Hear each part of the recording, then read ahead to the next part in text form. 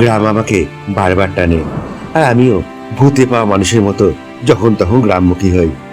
আমার শহর থেকে প্রায় আমি বেরিয়ে পড়ি আশেপাশে গ্রামের দিকে, কারণ নির্জন নিরিবিলি আর শান্ত প্রকৃতির মাঝে নিজেকে কিছুটা সময় দেওয়া যায়। এইসব জায়গায় আসলে কখনো ঘুঘু পাখি, কখনো কোনো ক্লান্ত পাখির ডাকও শোনা যায়। কখনো নদীর পাড়ে, কখনো কোনো বটবৃক্ষের ছায়ায় আমি বসে পড়ি। কিছু না করাতেও যে করার আনন্দ আছে, সেটা কেবলমাত্র এই গ্রামে গঞ্জে গেলেই টের পাওয়া যায়। কত কিছু ভাবনা আসে মনে, কিন্তু সেই চিন্তা হারিয়ে যায় গ্রামের আদিগন্ত সুদূর যে ল্যান্ডস্কেপ, সেদিকে তাকিয়ে থাকে। এভাবেই আমি গ্রামমুখী।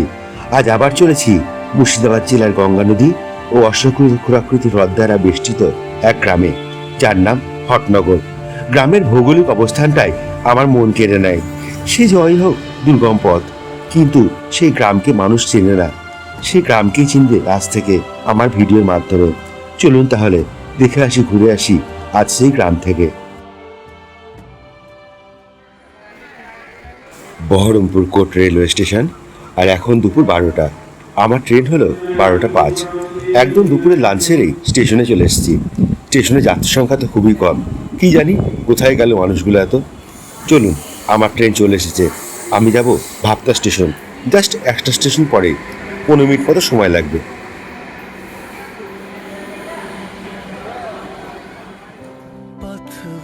বসার সিট অনেক ছিল, তবু দরজার ধারে এসে দাঁড়ালাম।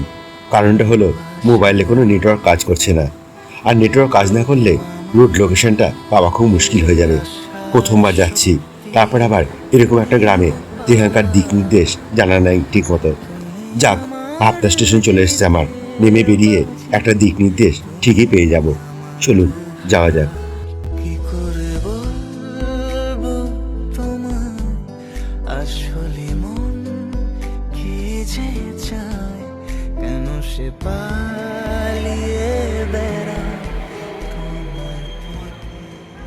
দুই নম্বর প্ল্যাটফর্মে নামিয়ে দিল ট্রেন আমাকে, আর আমি এখন চলেছি 1 নম্বর প্ল্যাটফর্মের দিকে। আর ওখান দিয়ে আমাকে নিচে বেরিয়ে তারপর যাব আমি NH 34 ওখানে।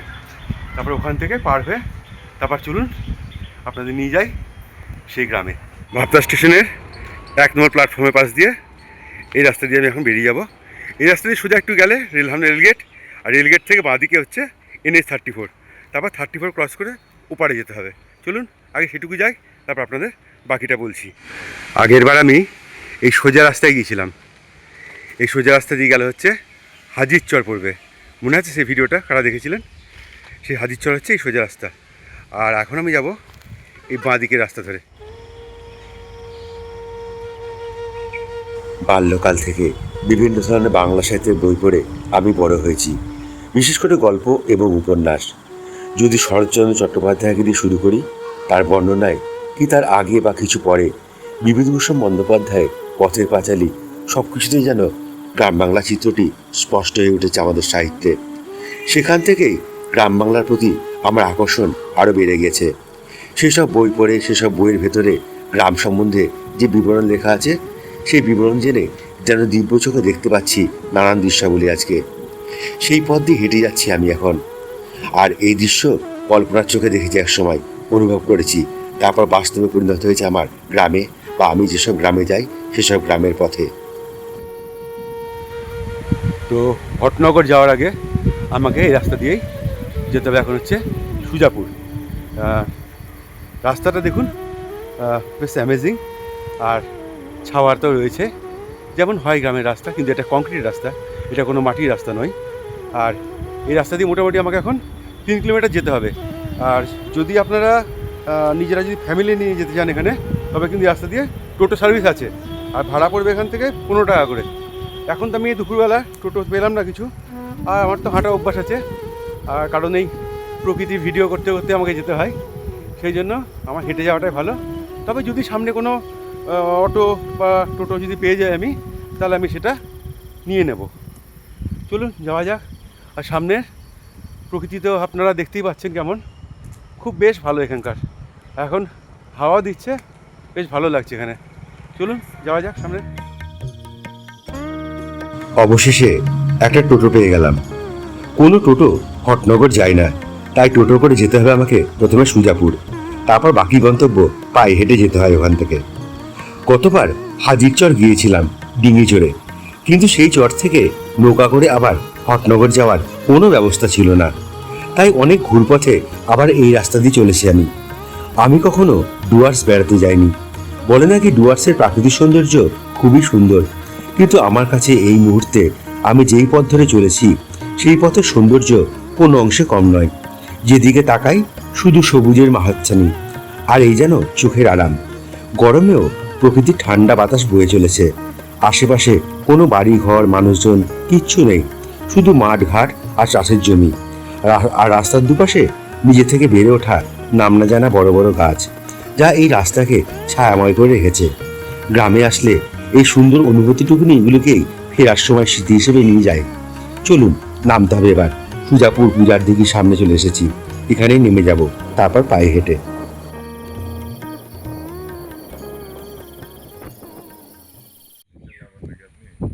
এটা সুজাপুর বটতলা, আর এখানে এক কাকা দেখুন বাঁশের মাথায় কাস্তে বাঁধছে গাছের খড়ি ভাঙার জন্য। এই জায়গাটা কিন্তু বেশ শান্ত, আর ওই যে বটগাছের ছাওয়ায় বেশ আরাম লাগছে কিন্তু এখানে। সামনেরটা পূজার দিঘি, আর এই দিঘিতে অনেকে মাছ ধরে। নৌকা কম এখানে, ডিঙিই বেশি। আর ওই যে দিঘিটা, এই দিঘিটা অনেকটা অশ্বক্ষুরাকৃতির হ্রদের মতো, আর ওপারে যাওয়ার জন্য নৌকা আছে এখানে, তবে রাস্তা নেই। ডান দিকের ওপাশটা যেটা দেখছেন ওটাই হচ্ছে হাজির চর, আর ওখানে কোনো মানুষের বসতি নেই। আর ওই যে পাড়টা, এই পাড়টা হচ্ছে হটনগর, কিন্তু ওই পাড়ে যাওয়া এই রাস্তা দিয়ে মুশকিল। জেলে ভাইরা বেশ কয়েকবার মাছ ধরতে গেছিলো ওখানে, খালি হাতে ফিরে এসছে মনে হয়, বারবার যাচ্ছে তাই সেই জন্য। আর এখানে মাছের সংখ্যা মনে আগের তুলনায় অনেক কম। আসলে এটা এক সময় গঙ্গার সঙ্গে যুক্ত ছিল, আর এখন বর্ষা হলে যখন গঙ্গার জলটা যখন বেড়ে যায় তখন সেই জল উপচে এই দিঘিতে চলে আসে, তখন হয়তো একটু মাছ বেশি হয়।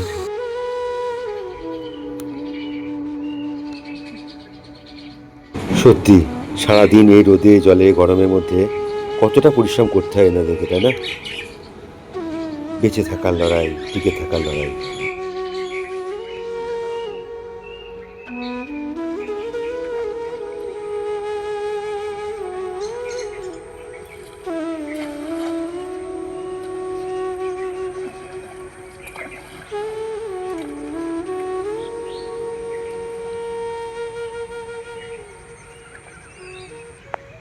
এখন আমি দাঁড়িয়ে আছি পূজার দিঘির সামনে, আর ওপারটা হচ্ছে হাজির চর। আর হাজির চরের দিঘির ওপারে যেটা হচ্ছে, বা লেকের ওপারে যেটা হচ্ছে, সেটা হচ্ছে হটনগর। তো আমাকে এখন সেই হটনগরের দিকে যেতে হবে। আর এদিক দিয়ে একটা যেটা কংক্রিট রাস্তা, আমি এখানে যেটা এলাম, এই রাস্তা দিয়েও যাওয়া যায়। তার জন্য কিন্তু আমাকে এই পূজার দিকে আমাকে ক্রস করতে হবে না। তো চলুন যাওয়া যাক। এখানকার দৃশ্য তো আপনারা দেখলেন নিশ্চয়ই। এখন আমাকে অনেকটা রাস্তা যেতে হবে, চলুন যাওয়া যাক তাহলে। এখন আমাকে যেতে হবে এই রাস্তা দিয়ে, আর এই রাস্তাটা চলে যাচ্ছে বনমালীপুরের দিকে, আর ওটাও একটা চর, আর ওই চরের পাশ দিয়েও হটনগর যাওয়া যায়। তা আমি ঠিক করলাম এই রাস্তা দিয়ে যাবো, কারণ এই রাস্তার প্রকৃতিটা আরও বেশি সুন্দর। চলুন যাওয়া যাক। এই হচ্ছে এখানকার প্রকৃতি। আর এখন ঘড়িতে বাজে 1:30, দুপুর 1:30। আর এখানকার সত্যি গ্রাম ঘুরতে আসলে এইভাবে ঘুরে বেড়ালে ভালো লাগে। আর এখানে এত সুন্দর হাওয়া বইছে না, আর চারিপাশে যেহেতু এতগুলো লেক রয়েছে, এদিকে পূজার দিঘি, এদিকে গঙ্গা, ওইদিকে আরও একটা লেক রয়েছে, অনেকটা অশ্বক্ষুরাকৃতি হ্রদের মতনই এগুলো সব আকৃতিগুলো। আপনারা যদি গুগল ম্যাপে সার্চ করে দেখেন সেটাই দেখতে পাবেন এখানে। আর সামনে আম বাগান রয়েছে, ওখানে তো পুরো ছাওয়া। লিচু বাগানও রয়েছে, কিন্তু কোনো লিচু বাগান, একটাও লিচু নেই গাছে কোনো। এই দেখুন কি দারুণ জায়গা, তাই না?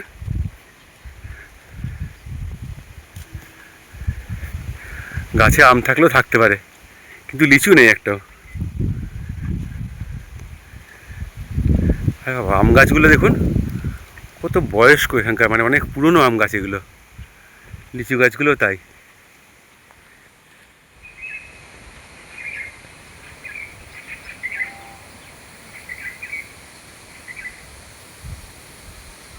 রোদের মধ্যে অনেকটা রাস্তা এলাম, তো তাই ভাবলাম এত যখন গাছগাছালি, আর একটু না হয় এখানে একটু রেস্ট নিয়ে নিই, তারপর না হয় আবার পথ চলা শুরু করবো আমার। তাই এখানে একটু দাঁড়ালাম। আর এখানকার প্রকৃতি হচ্ছে না এরকম অনেকটা।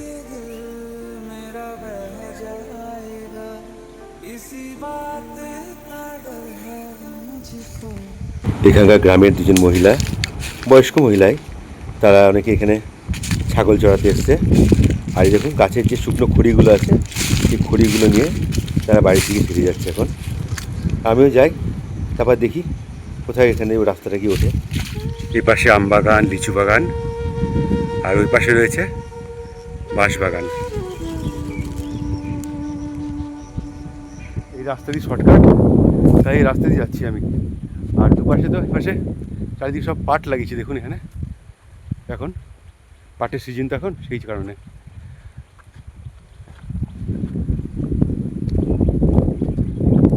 এই দিক দিয়ে গেলে একটু তাড়াতাড়ি হবে, তা আমি এই রাস্তাটাই ধরলাম। আমি একটু রোদ লাগুক, কিন্তু এই রাস্তা দিয়ে গেলে একটু তাড়াতাড়ি পৌঁছাবো। এই হচ্ছে রাস্তা এখন।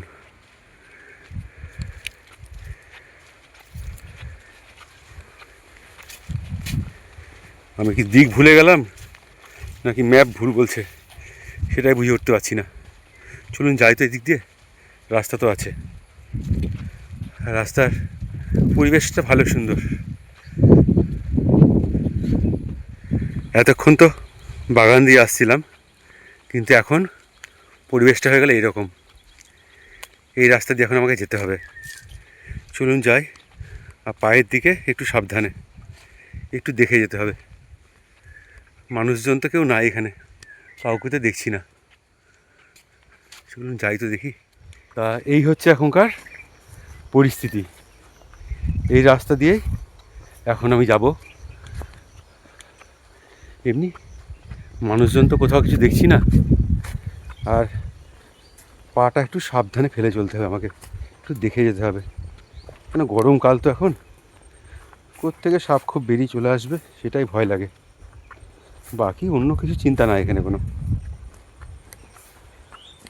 একটু কাদাও রয়েছে, একটু লাফাতে হবে। এই যা, চলুন যাই। এখানে আবার একটু ছায়া পেয়ে দাঁড়ালাম, আর পাশে একটা পুকুরে রয়েছে, আর উপরে একটা ভেটুল গাছ মনে হয় এটা। ছায়া দেখে একটু দাঁড়িয়ে নিলাম, 2 মিনিট দাঁড়িয়ে নিই, তারপর আবার যাব সেই জায়গায়। সামনে দেখতে পাচ্ছি একটা টালির ঘর রয়েছে, কারোর বাড়ি মনে হয়, কাঁচা মাটি টালির বাড়ি। তাহলে নিশ্চয়ই মানুষজনের বাস আছে এখানে। লোকজন থাকলে জেনে নেব কোন পথ দিয়ে গেলে ভালো হবে।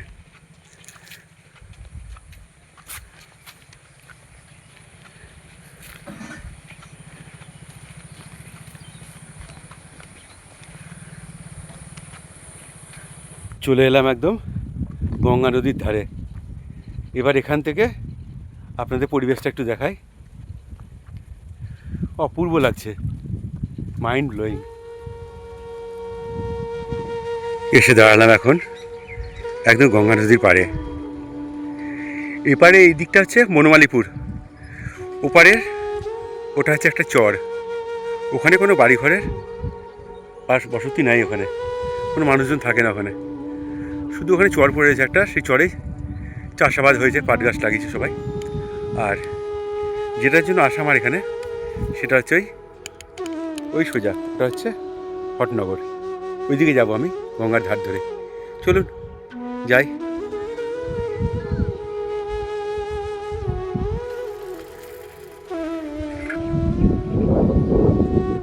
একদম গঙ্গা নদীর ধার দিয়েই এই রাস্তা চলে গিয়েছে হটনগরের ভেতর দিকে। গ্রামটা কিন্তু ভারী সুন্দর। আর চলুন দেখাচ্ছি। আর আজকে এত সুন্দর হাওয়া বইছে না, রোদ উঠেছে ঠিকই, কিন্তু এত সুন্দর হাওয়া বইছে একটা, বেশ ভালো লাগছে কিন্তু এখনকার ওয়েদারটা। এখান থেকে গঙ্গাটাকে দেখতে কি সুন্দর লাগছে, তাই না? বাঁ দিকে অনেকটা ভেঙে গিয়েছে। এই দাদা পার্সেল নিতে সুজাপুর গিয়েছিল, কারণ হটনগরে কোনো পার্সেল মানুষ এখানে ডেলিভারি দিয়ে যায় না। চলুন যাই রাস্তা দিয়ে। মাঝে মধ্যে একটু গাছপালা ফেলি হলো, তাই না? কতটা যেতে হবে মোটামুটি মন্দিরে যেতে গেলে? অনেকটা। আচ্ছা আচ্ছা, জায়গাটা সত্যি দুরন্ত। যেমনটা ভেবেছিলাম তার থেকেও আরও বেশি ভালো। চারিদিকে গাছপালা, আর এক পাশে গঙ্গা নদী।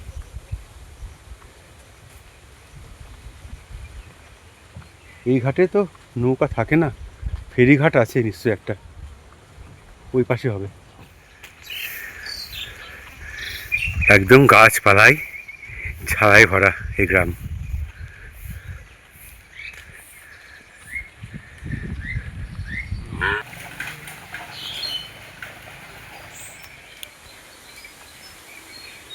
এইদিকে রয়েছে আমার বাঁশবন, দেখেছেন? এই দেখুন, আর রাস্তাটা ঢেকে রেখেছে বাঁশ গাছ, আর এ পাশে আরও কিছু গাছপালা মিলিয়ে। রাস্তাটা দেখুন শুধু একবার, দারুণ না?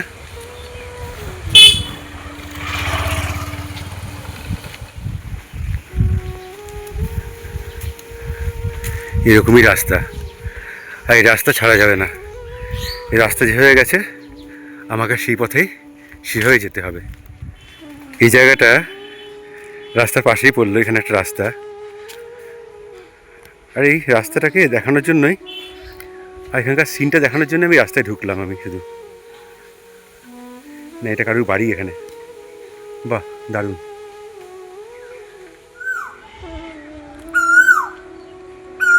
কি দারুণ লাগছে জানেন এখানটায়, একদিকে কোকিল ডাকছে, আর এদিকে এরকম সুন্দর পরিবেশ একটা।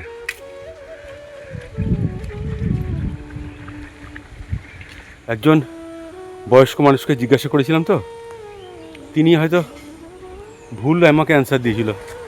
এটা না, হটনগর যেতে গেলে সোজা সামনে গঙ্গার ধার দিয়ে আমাকে যেতে হবে। চলুন যাওয়া যাক। গঙ্গা নদীর একদম পাড়েই দেখুন কি দারুণ একটা খেলার মাঠ। ওই যে সাইকেল করে ওই হটনগরের ছেলেমেয়েরা সব বাড়ি ফিরছে এখন, আমাকে ওই রাস্তা দিয়ে যেতে হবে। চলুন যাই। এখন তো তাও বর্ষা সেভাবে পড়েনি, বর্ষাকালে হয়তো এই রাস্তাটা অনেকটাই গঙ্গার জল চলে আসে, আমাকে এই রাস্তা দিয়ে যেতে হবে।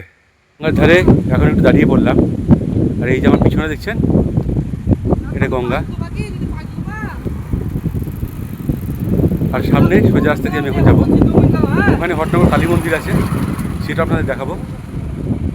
এখানে আবার একটু রেস্ট নিয়ে নিলাম, যেখানে একটু মাঝে মাঝে ছাওয়া টাওয়া পাচ্ছি, একটু দাঁড়িয়ে দাঁড়িয়ে রেস্ট নিয়ে নিচ্ছি। দুপুর 2:30 এখানেই বেঁচে গেল, এখনও অনেকটা রাস্তা যেতে হবে।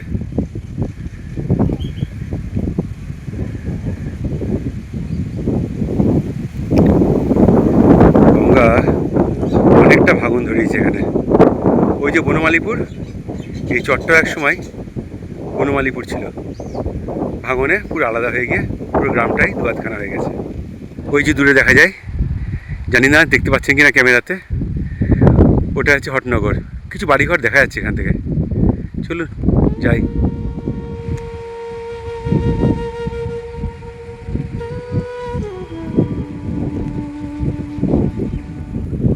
এখান দিয়ে শর্টকাটে একটা রাস্তা ছিল, কিন্তু আমাকে একজন মানা করলো, বলছে জমি তো ওই কারণে জমিতে জল থাকলে ওখানে কাদা হয়ে যেতে পারে, সেই জন্য আপনি যেরকম রাস্তা আছে এই রাস্তা দিয়ে যান, তাহলে হয়তো ভালো রাস্তাটা পাবেন আপনি। কী করবো, তাই এই রাস্তা দিয়ে যাই, গঙ্গার ধার দিয়ে। এটাই হচ্ছে গ্রামে যাওয়ার রাস্তা এখন। আর দূরে দেখুন চারিদিকে পুরো সবুজ আর সবুজ শুধু, আর অনেক দূরে বাড়ি ঘর রয়েছে। অনেকটা রাস্তা হাঁটতে হবে এখন, ওই অবধি গেলে তারপর আবার ছায়া পাবো, কেন এই রাস্তার ধারে কোনো বড় গাছ নেই, যা আছে শুধু পাট ক্ষেত। চলুন যাওয়া যাক। এবার একদমই মাটির রাস্তা, কাদামাটির রাস্তা। সত্যি বর্ষাকালে কত কষ্ট এখানকার মানুষদের, এবার দিয়ে যাওয়া তো অসম্ভব। এই যে দেখছেন, এই দেখুন কি অবস্থা।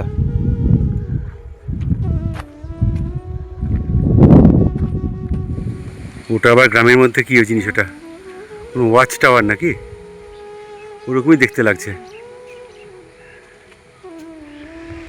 এই পাটের জমি দেখে না একটা জিনিস খুব মনে পড়ে যাচ্ছে। পাট যখন গাছ যখন মানে শাক হতো, পাটের শাক, তখন বাড়িতে মা খুব এই পাট পাতা বড়া করে দিত। এখন তো আর পাট শাক নেই, এখন সব পাট কাটি হয়ে গেছে, তাহলে খেতে কিন্তু বেশ ভালো লাগে। অনেকক্ষণ পর আবার দেখছি এক বিশাল বটবৃক্ষ। আজকে হাওয়া দিচ্ছে দেখুন কেমন।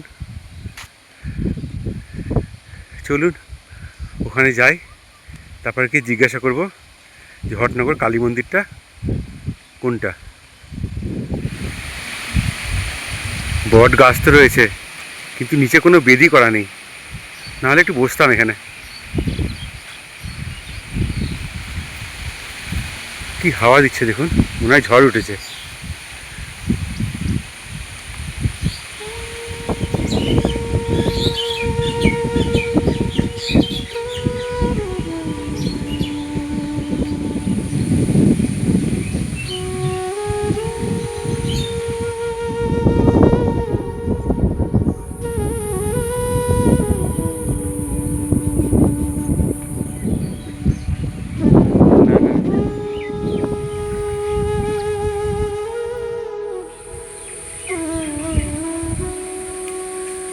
রাস্তাটা দেখুন একবার, পুরো হচ্ছে তালসারি।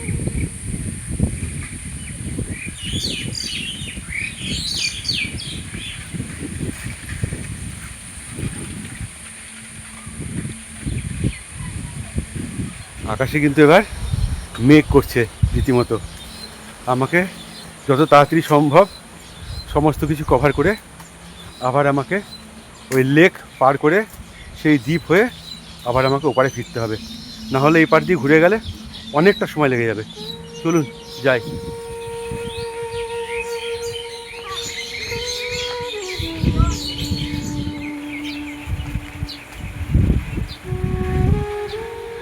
ঝড় আসছে মনে হচ্ছে, মেঘ করছে ভালোই। হটনগর গ্রামের এটাই প্রথম মন্দির চোখে পড়ল আমার।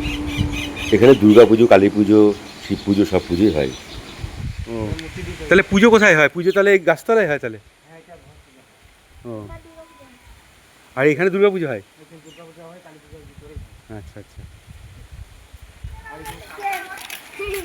বলছে ওখানে নাকি একটা পাগলা কুকুর কামড়ায়।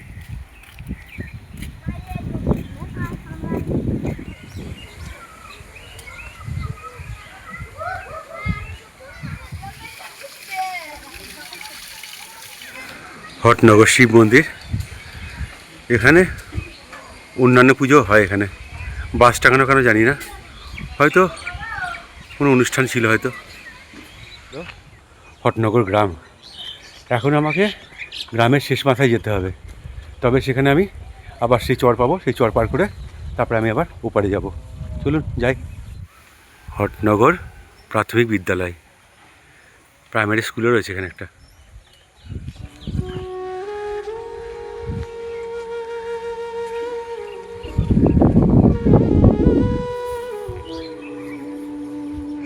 হটনগর দুর্গা মন্দির এটাও। আবার চলে এলাম একদম গঙ্গাধারের সামনে। ওই দিক দিয়ে আমাকে গঙ্গাধারের পাড় দিয়ে হেঁটে যেতে হবে। অনেকটা পথ তো পার করে এলাম, আবার এখন আমাকে যেতে হবে গঙ্গা বাঁধের উপর দিয়ে। খুব সুন্দর গ্রাম কিন্তু এটা একটা, আর এখানকার পরিবেশগুলো সত্যি দেখবার মতো।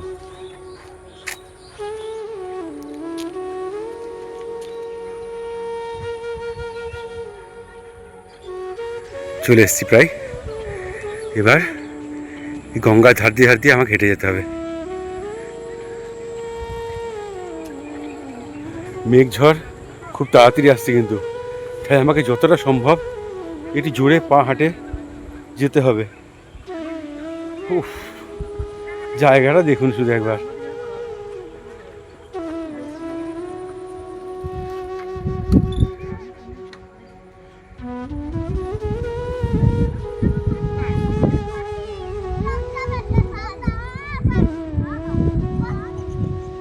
জায়গাটা দেখুন একবার।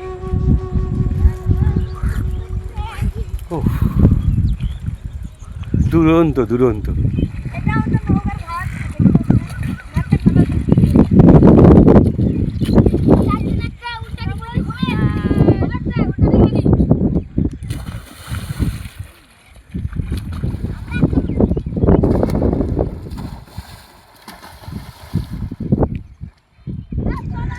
এই হচ্ছে গঙ্গার বাঁধ। আর এখানে কালো মাটির বা বালির বস্তা দিয়ে এখানে সমস্ত কিছু বাঁধ দেওয়া রয়েছে, যাতে ভাঙনটা একটু কম হয়। রাস্তা হয়নি, তাই না? হয়ে যাবে, হয়ে যাবে। নতুন সরকার এসছে, এবার রাস্তা হয়ে যাবে, বাঁধের রাস্তা, চিন্তা নেই। হ্যাঁ, না হলে এই যা রাস্তা, এই রাস্তাতে তো বর্ষা হলে পুরো কাদা হয়ে যাবে একদম। যদিও বালি মাটি, এটা পলি মাটির রাস্তা। আজকে নতুন একটা রাস্তা এদিক দিয়েও হটনগর আসা যায়, সেটা আমি এই দিক দিয়ে না আসলে বুঝতে পারতাম না। তো এদিক দিয়ে গেলে এখন আমি দ্বিতীয় যে রাস্তাটা সেটা আমি বের করতে পারবো। আর এই জায়গাটার কথাই বলছিলাম, যেটা গুগল ম্যাপে যেটাকে দেখাচ্ছিল না, যে হটনগর ট্যুরিস্ট স্পট বা ভিউ পয়েন্ট যেটা, সেটাই হচ্ছে কিন্তু এইটা। ও দারুণ দারুণ। দেখি রাস্তাটা যদি সেরকম বুঝি আপনাদের, তাহলে আপনাদের সেই রাস্তাটার আমি দিক নির্দেশ করে দেবো। যদি আপনারা এখানে আসতে চান তাহলে সেই রাস্তা দিয়ে আসুন, তাহলে আপনাদের হয়তো অল্প হাঁটতে হবে, বেশি হাঁটার দরকার নেই। যদি মনে করা যায় না এই জায়গাটা একটু ডেভেলপ করতে, তাহলে কিন্তু অনেক মানুষ এখানে আসবে। এখানে জায়গাটার সৌন্দর্যটাই এতটাই সুন্দর এখানকার, যে এখানে হয়তো একটুখানি রাস্তাটা হয়তো একটু ভালো করতে হবে। আর আরও কিছু ধরুন টুরিস্ট স্পটের একটা জায়গা এরকম হয় যেরকম, কিন্তু এখন আসলে বন্যার জন্য এখানে আদৌ জল উঠে আসে কিনা সেটাই ব্যাপার এখন। নাহলে জায়গাটার মাহাত্ম্য কিন্তু দুরন্ত।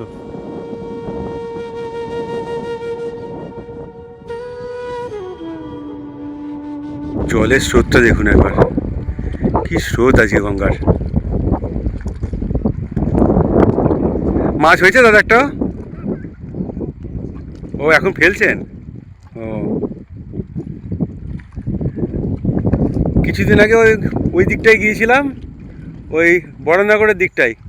ওখানে খুব কালবাউস উঠছে, ওখানে খুব, শুধু কালবাউস, আর অন্য কোনো মাছ নেই। ওই বড়নগর জিয়াগঞ্জের দিকটাতে। হ্যাঁ,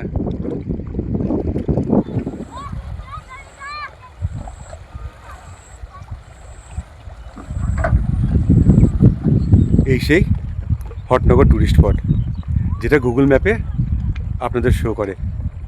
আজকে আমিও চলে এলাম এখানে। সত্যি নিজের চোখে দেখে যা ভালো লাগলো না, সে ভাষায় বর্ণনা করতে পারবো না আমি। পথ ভুলে গেছি চলে দূরে কুয়াশায়, তবু আমার ফিরে আসার শক্তি নেই উপায়। তুমি আমার জিতের বাজি, তুমি আমার হার, কি করব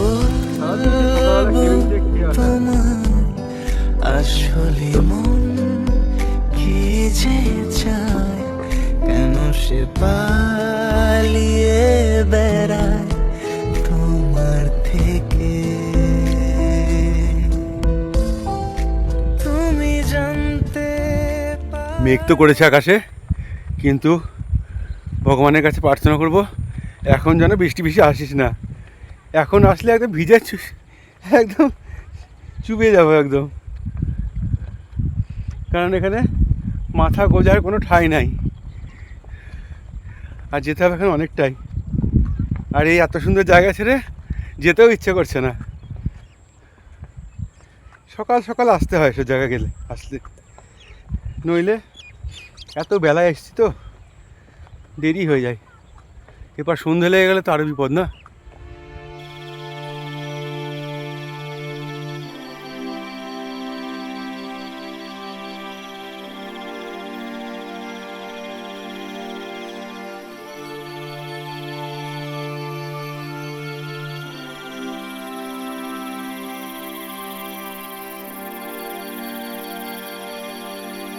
সত্যি গুগলে যে দেখাচ্ছে না হটনগর ট্যুরিস্ট স্পট, সত্যি হটনগর ট্যুরিস্ট স্পটই বটে এটা।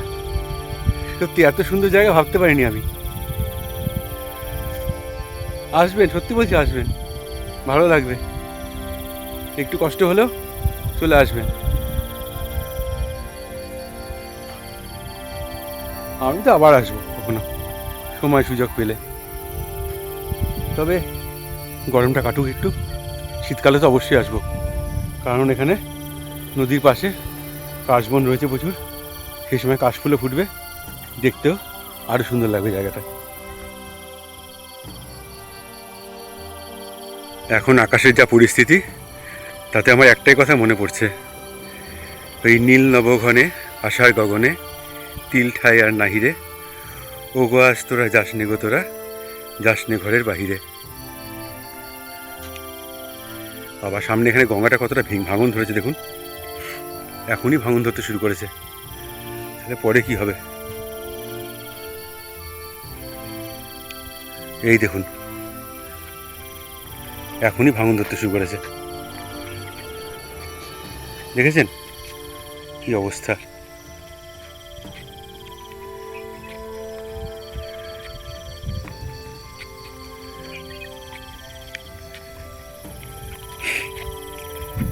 এই দেখুন, এখন থেকে যদি কোনো ব্যবস্থা না নেওয়া যায়, তাহলে কিন্তু এই পাশের যে এত জমি জায়গা সব কিন্তু আস্তে আস্তে গঙ্গায় তলিয়ে যাবে।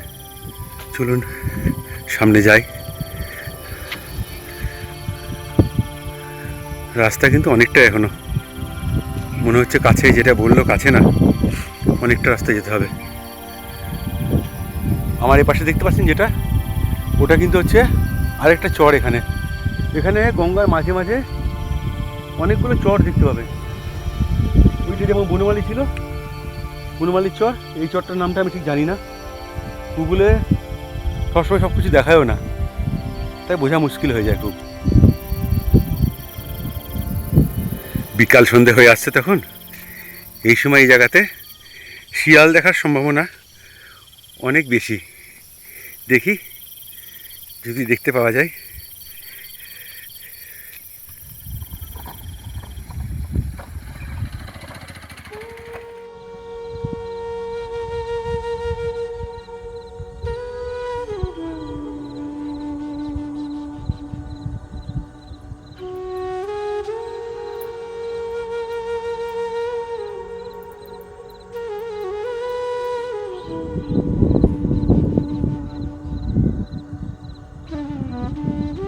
ওই যে অনেক দূরে দেখা যাচ্ছে মহুলা ফেরিঘাট থেকে ফেরি নিয়ে ওপারে যাচ্ছে চরযদুপুরের দিকে। আমি যদি আবার ওপারে যাব না, আমি এদিক দিয়ে ডান দিক দিয়ে বেরিয়ে যাব। চলুন যাই, অনেকটা রাস্তা এখনো মনে হয়। ওই যে দূরে দেখুন একটা মন্দির দেখা যাচ্ছে, আমার যতদূর ধারণা ওটা মনে হয় চরমহুলা শিব মন্দির। চলুন সামনে যাই, তো মন্দিরের পাশ দিয়ে তো যাবো, তারপর আপনাদের দেখাচ্ছি।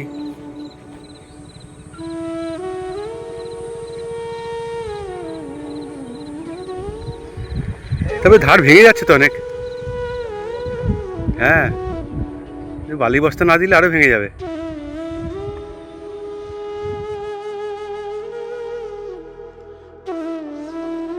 মন্দিরের অনেকটা কাছেই চলে এসেছি এখন, আর একটুখানি।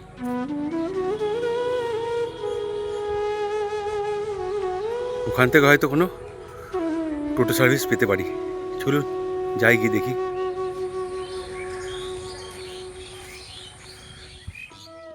এই চরমহুলা ঘাট থেকে একটা টোটো পেয়ে গেলাম, আমার ভাড়া পড়লো 20 টাকা। আপনারা যারা সহজ উপায়ে এখানে আসতে চান, তারা সারগাছি স্টেশন থেকে মহুলা হয়ে এই পথে হটনগর গ্রাম আসতে পারেন। আজকে ভিডিওটি এ পর্যন্তই, আবার দেখা হবে নতুন কোনো গল্প নিয়ে। আজ আসি তাহলে, আর ভিডিওটা ভালো লাগলে অবশ্যই লাইক, শেয়ার এবং সাবস্ক্রাইব করে আমাদের পাশে থাকবেন। Tata, bye bye.